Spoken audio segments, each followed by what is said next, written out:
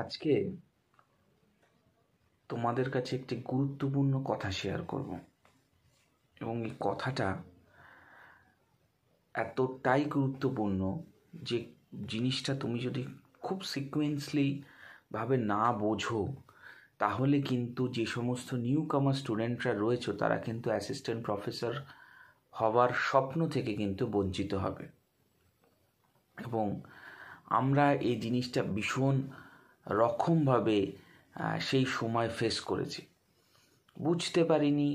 সময়, পরিস্থিতি, সব কিছু দিক তো মানুষের সমান থাকে না। তো যাই হোক, যে কথাটা আজকে বলবো, দেখো, তুমি পরীক্ষা দিচ্ছ এবং এক্সামিনেশান দিচ্ছ কলেজ সার্ভিস কমিশনে সিলেক্ট হওয়ার জন্য, ভালো কথা। এবার কোথাও কোথাও তুমি কলেজ সার্ভিস কমিশনে সিলেক্ট হলে না, হতেই পারে যে তুমি এখনো পর্যন্ত কলেজ সার্ভিস কমিশনের পরীক্ষায় উত্তীর্ণ হতে পারোনি এবং তুমি পরীক্ষা দিচ্ছ তোমার হোম স্টেটে। এখন তোমার কি করণীয়, এখন তোমাকে কি করতে হবে, একদম মন দিয়ে শুনবে, ডিপলি ফোকাসড হবে। এই কথাগুলো তোমাদের কানে পৌঁছে দেওয়াটা ভীষণভাবে দরকার। নাম্বার ওয়ান যে কথাটা বলবো, তোমার এই পরিস্থিতিতে দাঁড়িয়ে তোমার দুটো দিক খোলা আছে, যেটা আমাদের সময় আমরা ফেস করেছি।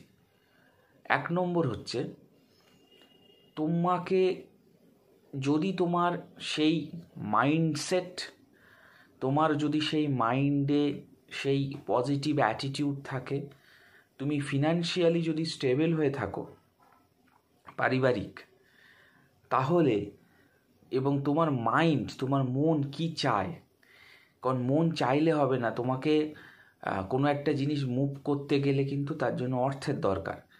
কারণ দুটোর সাথে তাল মেলানোর ভারসাম্য যদি না থাকে তাহলে তুমি কিন্তু মুভ করতে পারবে না। তাহলে নাম্বার ওয়ান যেটা আমি বলবো সেটা হচ্ছে, যদি তোমার মাইন্ডসেট থাকে যে আমি অ্যাসিস্ট্যান্ট প্রফেসর হবই, এবং তাহলে আমি বলবো শুধুমাত্র তোমার হোম স্টেটের অ্যাসিস্ট্যান্ট প্রফেসরের জন্য পরীক্ষা দিচ্ছ, অন্যান্য প্রফেসরশিপের জন্য অ্যাপ্লাই করো। সেটা এর জন্য তোমার যদি স্টেটের বাইরে যেতে হয়, সেই স্টেটের বাইরে গিয়ে কিন্তু পরীক্ষা এক্সামগুলোতে বসো। মানে যে তোমার শুধুমাত্র তুমি হোম স্টেটে থাকবে না, তোমার যেখানে যেখানে অ্যাসিস্ট্যান্ট প্রফেসরের পরীক্ষা দেখবে ভ্যাকেন্সি বার হবে, ভ্যাকেন্সি কিন্তু ওরকমই বার হবে, 4টে 5টা 6টা 10টা 12টা, তোমাকে কিন্তু সেইখানে গিয়ে অ্যাটেম্পট করতে হবে। এটা হচ্ছে সেই সমস্ত ক্যান্ডিডেটদের জন্য যাদের অর্থনৈতিক অবস্থা প্রচণ্ড সচল। তার কারণ আমি বলছি, কারণ তুমি যখনই বাইরের স্টেটে এক্সাম দিতে যাবে একটা হিউজ পরিমাণ কিন্তু খরচা আছে, এবং সেই খরচাটা কিন্তু তোমাকেই বেয়ার করতে হবে। সেই জন্য তোমার এই মাইন্ডসেটটা তখনই তুমি তৈরি করতে পারবে যখন তোমার ফিনান্সিয়ালি তোমার ব্যাকআপটা ভালো থাকবে। এটা হচ্ছে নাম্বার ওয়ান। আরেকজন স্টুডেন্ট আছে যারা পিএইচডি হয়তো রানিং রয়েছে, কিন্তু ফিনান্সিয়ালি অতটা ভালো নয়, পারিবারিক দিক থেকে স্বাভাবিক হতেই পারে, এবং এটা স্বাভাবিকভাবেই এরকম সিচুয়েশান অনেকের কিন্তু ফেস করে। তো তাদের যদি তোমাদেরকে একটা ডিসিশান নিতে হবে যে আমি কলেজ সার্ভিসের জন্য পড়ে থাকবো নাকি অ্যাকাডেমিকের পরীক্ষাগুলো দেব। কারণ তুমি যদি বিএড না করে থাকো তাহলে কিন্তু তুমি অ্যাকাডেমিক টিচিং পরীক্ষাগুলো কিন্তু দিতে পারবে না। বোঝাতে পারলাম কীরকম হচ্ছে? সিকোয়েন্সটা ভালো করে বোঝো। তোমার পিএইচডি ডিগ্রি রয়েছে, অথচ ইউ আর স্টিল আনএমপ্লয়েড। তুমি এখনও পর্যন্ত কোনো একটা চাকরি পাওনি বলতে হতে পারে তুমি প্রাইভেট ইউনিভার্সিটিতে ট্রাই করছো না, এরকমও হতে পারে, শুধুমাত্র সরকারির জন্য পড়ে আছো এবং তুমি চাকরি পাওনি। যদি তোমার বিএড না থাকে তাহলে কিন্তু তুমি প্রাইভেট স্কুলগুলোতেও কিন্তু এন্ট্রি পাবে না।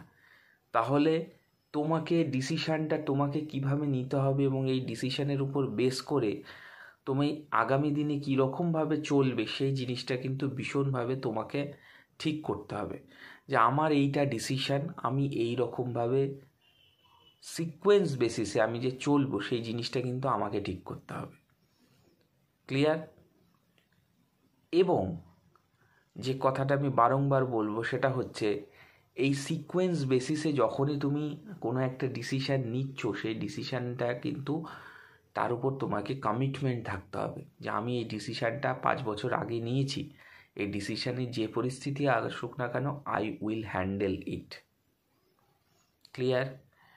কারণ এটা তোমার জীবনের কেরিয়ারের ব্যাপার।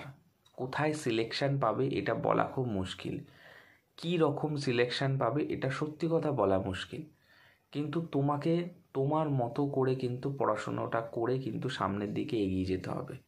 তো এই জন্য যেরকম সিচুয়েশান আসুক অথবা যেরকম ফেজ আসুক না কেন, কী রকমভাবে এগোচ্ছ বা কীভাবে এগোচ্ছ এই জিনিসগুলো কিন্তু এখন থেকে স্টেপ ওয়াইজ তোমাকে কিন্তু ঠিক করতে হবে। তাই নিজের মাইন্ডসেটকে ঠিক করাটা কিন্তু ভীষণভাবে দরকার, যে আমি কোন পথে এগোবো এবং যে পরিস্থিতি আসুক না কেন আমি তার উপর কমিটমেন্ট করব। আমি আজ থেকে 5 বছর আগে যে সিদ্ধান্তটা নিয়েছিলাম সেই সিদ্ধান্তের উপর কিন্তু আমাকে অনড় থাকতে হবে। প্রচুর ক্যান্ডিডেট আছে যারা পিএইচডি কর্মরত করে বিভিন্ন জায়গায় কিন্তু এমপ্লয়ি রয়েছে। দেখো, তোমার সাথে কি কি ঘটবে এটা বলা খুব মুশকিল, যে তুমি পিএইচডি করলেই যে কলেজে সিলেকশন পাবে এমন নাও হতে পারে। আবার তুমি এই প্রফেশন থেকে অন্য প্রফেশনে গেলে হয়তো তুমি সাকসেসফুল হতে পারবে, সেই জিনিসটা কিন্তু তোমাকেই ঠিক করতে হবে। তো সেই জন্য যখন তুমি কোনো কিছু একটা ডিসিশান নেবে, বাড়ির তে পরামর্শ নেবে যে কী রকমভাবে আমাকে এগোতে হবে। Financial stability is very important for doing anything, এবং এই রকমভাবে তোমাকে কিন্তু ধীরে ধীরে ধাপে ধাপে তোমায় কিন্তু এগোতে হবে, আদারওয়াইজ তুমি কিন্তু এগোতে পারবে না। বিশ্বাস করো, there is no way out. তো সেই রকমভাবে যখন তুমি কোনো একটা সিদ্ধান্ত নিচ্ছ তার উপর কিন্তু তোমাকে দীর্ঘমেয়াদী কমিটমেন্ট রাখতে হবে যে আমি এই কাজটি করছি এবং এই কাজটির উপর আমি সর্বদা কমিটমেন্ট থাকব। এই রকম করে তুমি যদি করো অবশ্যই you will get the success, এবং তোমাকে কিন্তু কেউ হারাতে পারবে না। এবং তোমাকে কি করতে হবে জানো তো, যে কোনো যে জিনিসের উপর রয়েছে তার উপর তোমাকে হাইয়েস্ট লেভেল অফ এফোর্ট মারতে হবে।